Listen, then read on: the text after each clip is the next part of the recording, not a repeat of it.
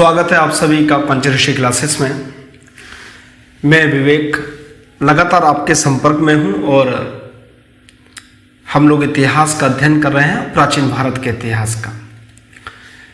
हम लोगों ने वैसे ही बताया था लास्ट क्लास में कि हम लोग अब सिंधु घाटी सभ्यता को प्रारंभ करेंगे।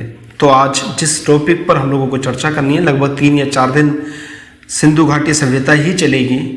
तो आज हम प्रारंभ करने वाले हैं सिंधु घाटी सभ्यता को। तो उसके सारे पहलुओं को हम लोग आज नोट करेंगे और नोट्स बनाने के प्रयास करेंगे। तो आप लोग शीर्षक दे दीजिएगा सिंधु घाटी सभ्यता। सिंधु घाटी सभ्यता, सिंधु घाटी सभ्यता आप नाम दे दीजिएगा और इसके बारे में कुछ पॉइंट्स हैं इंपॉर्टेंट, वो लिख लीजिएगा भी। उसके बाद जितनी भी समझने की चीज़ होंगी वो समझा जाएगा। ठीक है, तो आप लोगों ने शीर्षक दे दिया सिंधु घाटी सभ्यता। देखिए, भारत में जितने भी पुरातात्विक स्थल हैं, इसकी जो खोज करने का काम होता है वो भारत के संस्कृति विभाग के अंतर्गत भारतीय पुरातात्विक सर्वेक्षण विभाग के द्वारा किया जाता है। संस्कृति विभाग के अंतर्गत एक डिपार्टमेंट है भारतीय पुरातात्विक सर्वेक्षण विभाग, इसके द्वारा किया गया था। और इस विभाग की स्थापना 1861 में सर अलेक्जेंडर कनिंघम के द्वारा की गई थी। इसलिए अलेक्जेंडर कनिंघम को भारतीय पुरातत्व विभाग का जनक या जन्मदाता कहा जाता है। ठीक है, पॉइंट लिख लीजिएगा। लिखिएगा, इस तरह लिखिएगा, भारत में पुरातात्विक स्थलों के पुरातात्विक स्थलों की खोज संस्कृति मंत्रालय के अंतर्गत संस्कृति मंत्रालय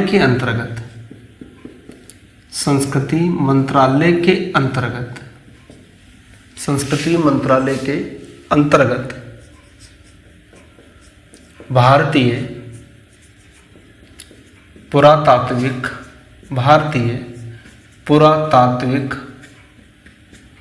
सर्वेक्षण विभाग के द्वारा की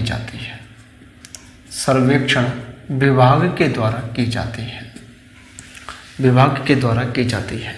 इस विभाग की स्थापना 1861 में सर अलेक्जेंडर कनिंघम के द्वारा की गई थी। सर अलेक्जेंडर कनिंघम के द्वारा की गई थी। इसलिए अलेक्जेंडर कनिंघम को भारतीय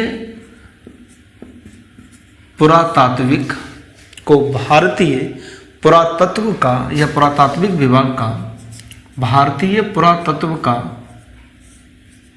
जन्मदाता कहा जाता है। एक प्रश्न तो यहीं से बन जाता है, जन्मदाता कहा जाता है। जो सिंधु घाटी सभ्यता है, ये कुछ लोग कहते हैं ये मेसोपोटामिया संस्कृति के साथ की संस्कृति है, मेसोपोटामिया की, और कुछ लोग कहते हैं ये मिस्र के साथ की संस्कृति है। अगर मिस्र की बात करें तो मिस्र की संस्कृति नील नदी के किनारे बसी हुई थी और मेसोपोटामिया दजला फरात के किनारे। वहीं सिंधु नदी घाटी सभ्यता सिंधु नदी के किनारे बसी हुई थी। इसके साथ में चीन की सभ्यता भी आती है जो हुआंगो नदी के किनारे बसी हुई थी। हुआंगो नदी या जिसको पीली नदी भी कहा जाता है, पीली नदी की भी कहा जाता है। अगर हम सिंधु घाटी सभ्यता को रखें तो ये आदि ऐतिहासिक काल के अंतर्गत आएगा, अर्थात इस समय की लिपि तो उपलब्ध है लेकिन उसे पढ़ा नहीं जा सका है। ठीक है, यानी कि इसकी जो स्थिति है वो आदि ऐतिहासिक प्रकार की है। आदि ऐतिहासिक काल के अंतर्गत इसको रखा जाता है। इस काल की क्या विशेषता है? इस काल की विशेषता यह है लिपि तो उपलब्ध है,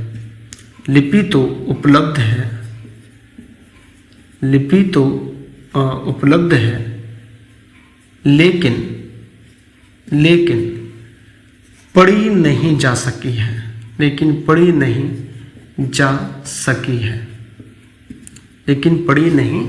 सकी है।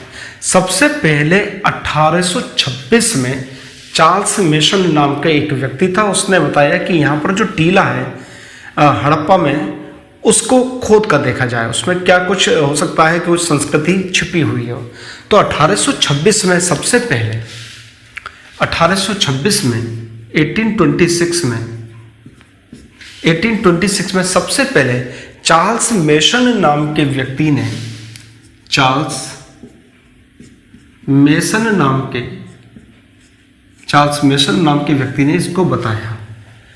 अब जब 1921 में यहाँ पर जो भारतीय पुरातत्व सर्वेक्षण विभाग का जो अध्यक्ष बना वो बने जॉन मार्शल, और जॉन मार्शल की अध्यक्षता में 1921 में दयाराम साहनी ने हड़प्पा की और 1922 में राखलदास बनर्जी ने मोहनजोदड़ो की खुदाई की और इस संस्कृति का पता लगाया। तो ये 2 पॉइंट है, ये भी बहुत इंपॉर्टेंट है, यहाँ से भी बहुत अच्छे प्रश्न बनते हैं। देखिए आप लोग इसको लिखेंगे हम लोग।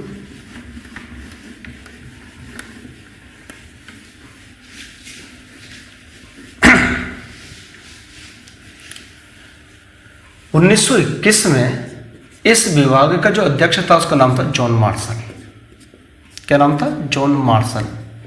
और 1921 में ही हड़प्पा की खुदाई का जो कार्य किया वो दयाराम साहनी के द्वारा किया गया। नाम था उनका दयाराम साहनी। और अगली वर्ष यानी कि 1922 में मोहनजोदड़ो की जो खुदाई की गई वो की गई राखलदास बनर्जी के द्वारा। राखलदास बनर्जी के द्वारा इसकी खुदाई की गई थी। तो ये इंपॉर्टेंट है, कई बार यहाँ से ही सीधे सीधे प्रश्न बनकर आ जाता है। इस नदी घाटी सभ्यता को या हड़प्पा सभ्यता को सिंधु घाटी सभ्यता का जो पहला नाम दिया गया था वो जॉन मार्शल के द्वारा दिया गया था। सिंधु घाटी सभ्यता का जो ये नाम है, इसको नाम देने का वाला व्यक्ति था जॉन मार्शल। उन्होंने इसका नाम सिंधु घाटी सभ्यता दिया। लेकिन बहुत सारे नाम हैं, जैसे प्रथम नगरीय सभ्यता भी कहते हैं, सरस्वती नदी घाटी सभ्यता भी कहते हैं, इसको सिंधु नदी घाटी सभ्यता भी कहते हैं, हड़प्पा सभ्यता भी कहते हैं। लेकिन जो इसका सर्वमान्य नाम है वो है हड़प्पा सभ्यता। वो इसलिए क्योंकि पुरातात्विक विभाग के अंतर्गत ये व्यवस्था की गई है कि जिस स्थान पर सबसे पहले संस्कृति की खोज की जाए उस स्थान के नाम पर ही संस्कृति का नाम रखा जाए। इसलिए चूंकि इसकी खोज हड़प्पा नामक स्थान पर सबसे पहले हुई थी, इसलिए उस नाम के नाम पर, नगर के नाम पर इसका नाम हड़प्पा सभ्यता पड़ेगा। ठीक है, तो यहाँ तक की बात समझ में आ गई। अब जरा हम इसका विस्तार देख लेते हैं, इसका विस्तार कहाँ कहाँ पर कैसे कैसे है।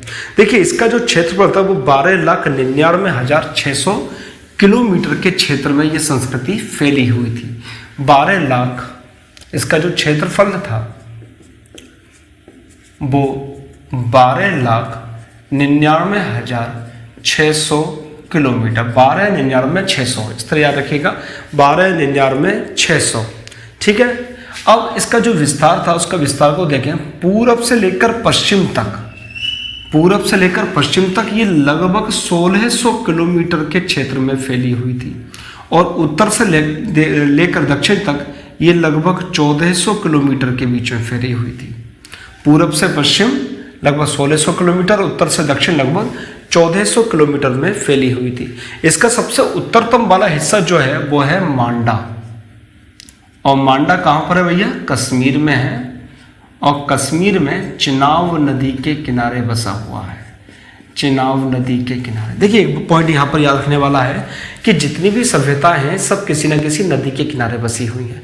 कारण क्या है? क्योंकि मनुष्य ने कृषि करना प्रारंभ कर दिया था और कृषि के लिए, सिंचाई के लिए जल की आवश्यकता होती है। अगर वो नदी से दूर के स्थान पर रहना शुरू कर देंगे तो उनके लिए जल की उपलब्धता नहीं रहेंगी। अपनी दैनिक दिनचर्या के कार्यों के लिए भी, कृषि के लिए भी, पशुओं के लिए भी जल कहाँ से मिलेगा? इसलिए इनका जो ज़्यादातर विकास हुआ है सभ्यता का वो नदियों के किनारे है। मैंने अभी भी लिखवाया, दजला, फरात है, नील है, पीली नदी है, होंगो, ठीक है, इसके किनारे ही हुआ था। इसलिए जितनी भी ये सभ्यता है सब किसी न किसी नदी के किनारे ही स्थान को देखना पड़ेगा। तो मांडा जो है इसका सबसे उत्तरतम स्थान है और ये चिनाब नदी के किनारे स्थित है।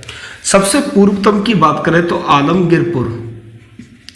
आलमगीरपुर ये मेरठ के आसपास है, उत्तर प्रदेश में मेरठ के आसपास है। और ये हिंडन नदी के किनारे बसा हुआ है। हिंडन नदी ठीक है, कौन सी नदी है? हिंडन नदी के किनारे बसा हुआ है। ठीक है, अगर इसके दक्षिण तक की बात करें तो आता है दाइमाबाद। दाइमाबाद, और दाइमाबाद कहाँ पर है? महाराष्ट्र में ये स्थान है, और इसका स्थान गोदावरी नदी के किनारे है। कहाँ पर? गोदावरी नदी के किनारे है। ठीक है, अगर हम सबसे पश्चिमतम की बात करें तो है सुदकांगेडोर, जो बलूचिस्तान में है और दास्क नदी के किनारे है। सुदकांगेडोर, सुदकांगेडोर, और ये वर्तमान पाकिस्तान का क्षेत्र है बलूचिस्तान। बलूचिस्तान में दास्क नदी के किनारे स्थित है। दास्क नदी के किनारे स्थित है। ठीक है, तो इतनी बात हम लोगों को समझ में आ गई।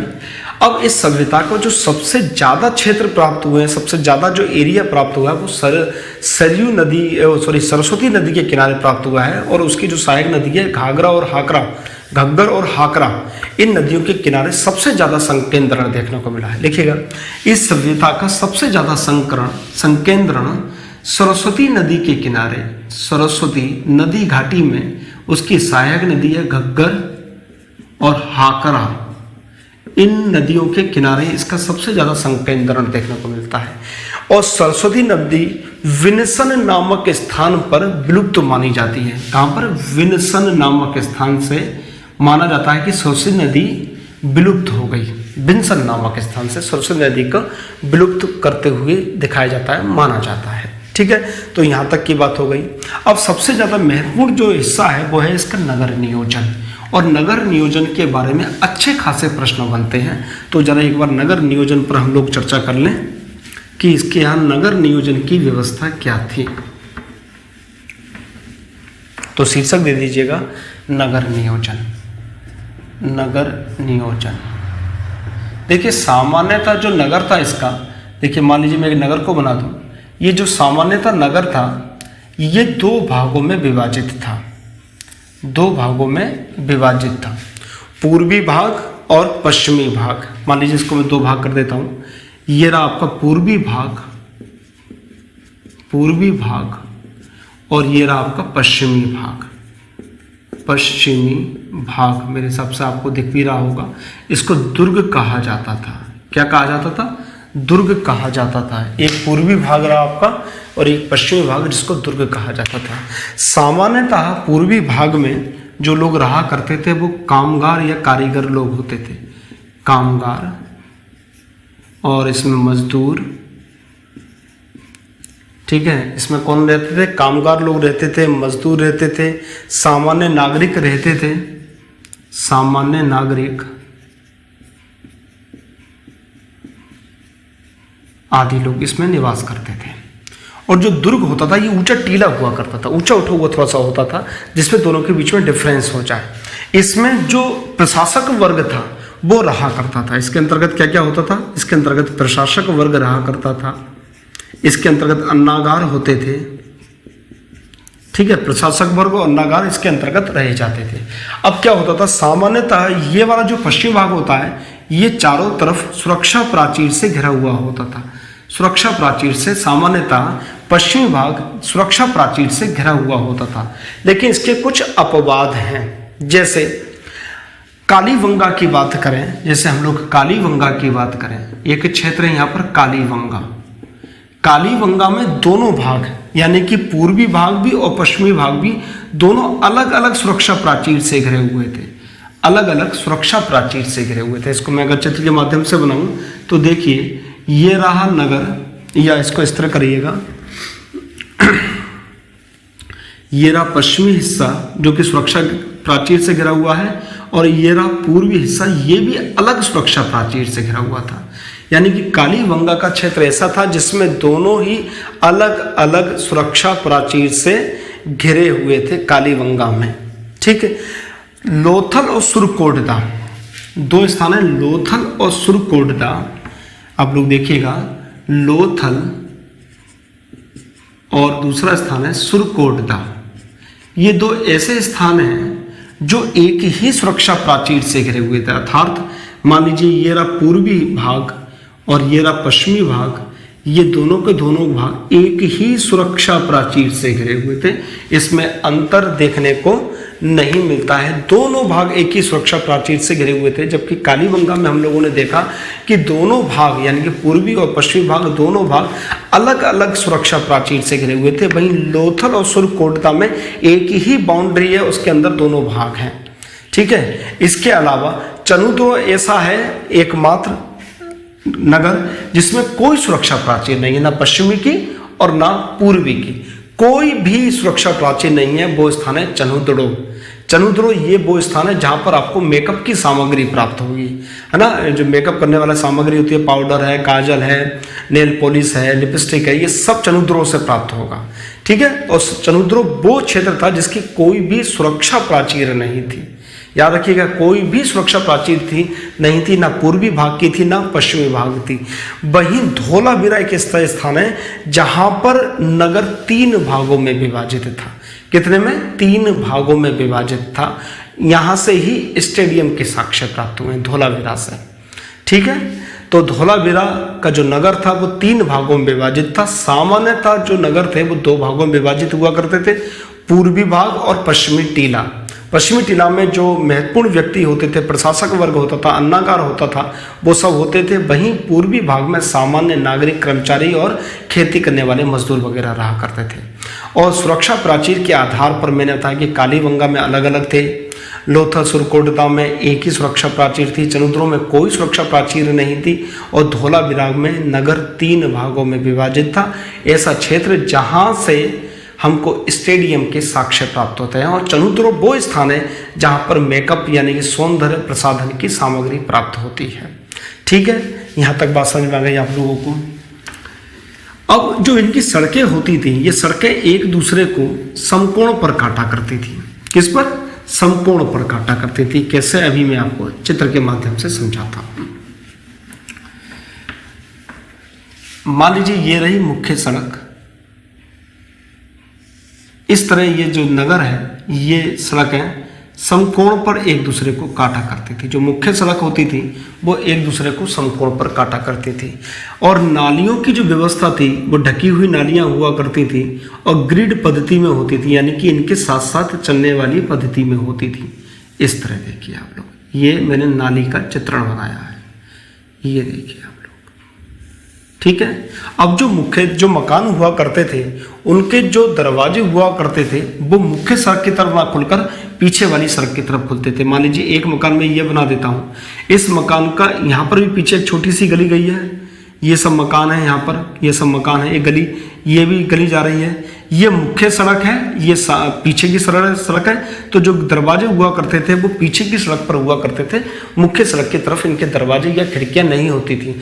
कारण शायद धूल कड़क की वजह से रहा होगा, इसलिए ये लोग पीछे की तरफ अपने दरवाजे और खिड़कियां निकाला करते थे।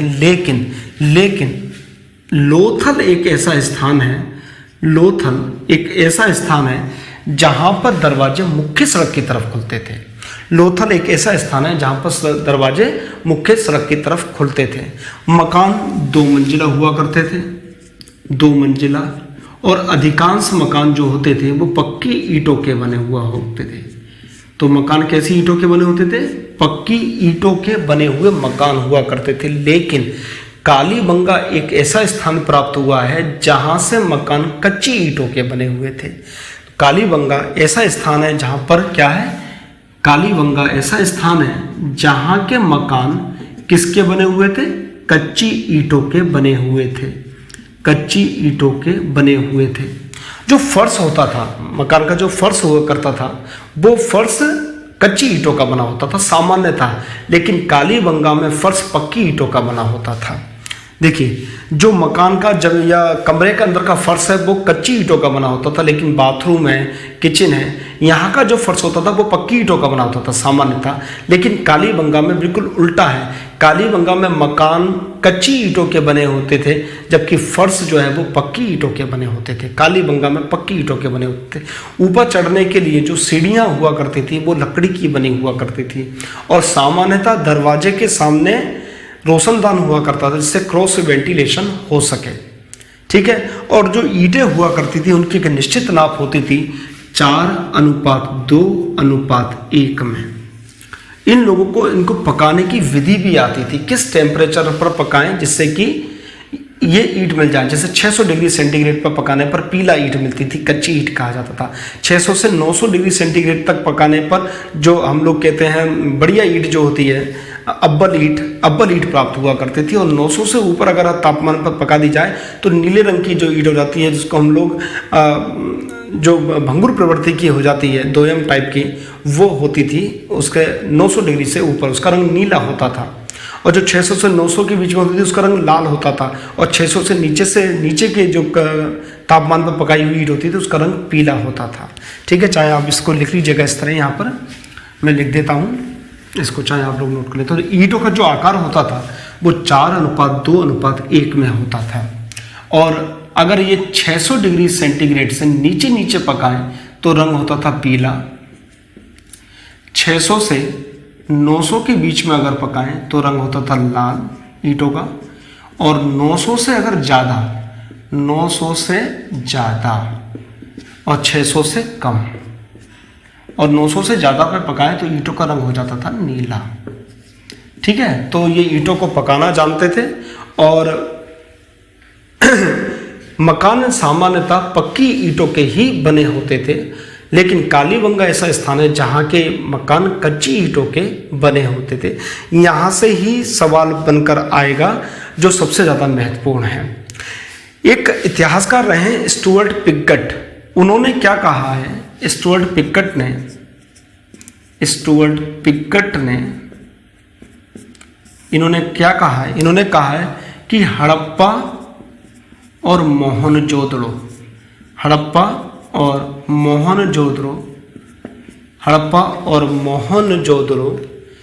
इस सभ्यता की जुड़वा राजधानियां हैं।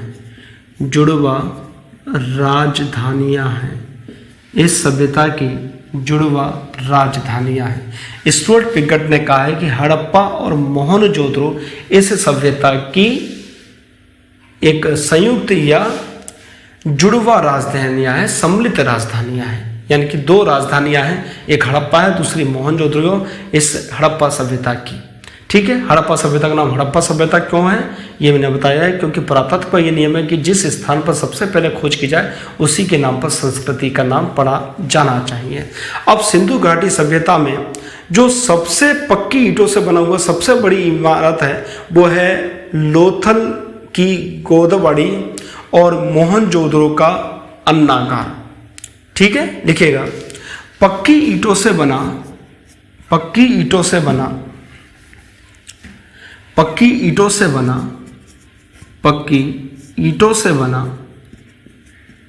सबसे बड़ा स्थल कहाँ पर, लोथल में तो है गोदीबाड़ा। लोथल में कौन है, गोदीबाड़ा लोथल में। और अगर हम मोहनजोदड़ो की बात करें तो मोहनजोदड़ो में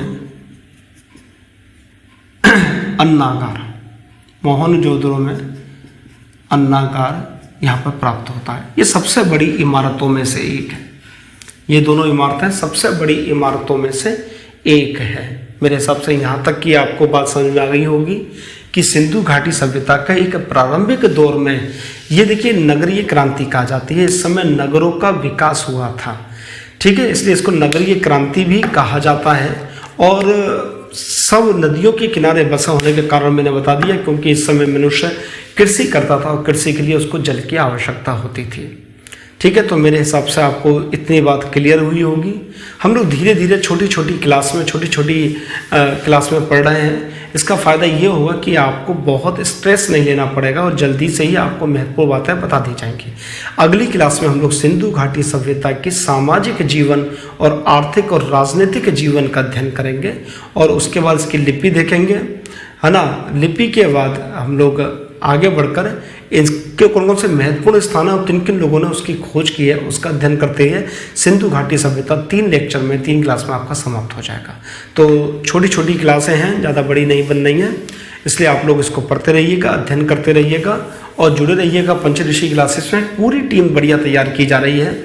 यहाँ पर उत्कर्ष सर लगातार आपको ज्योग्राफी पढ़ा रहे हैं, और विजेंद्र सर लगातार हिंदी पढ़ा रहे हैं और मैं आपको लगातार पॉलिटी और प्राचीन भारत का इतिहास आपको पढ़ाता जा रहा हूँ। तो आप लोग जुड़े रहिएगा, पढ़ते रहिएगा, ठीक है।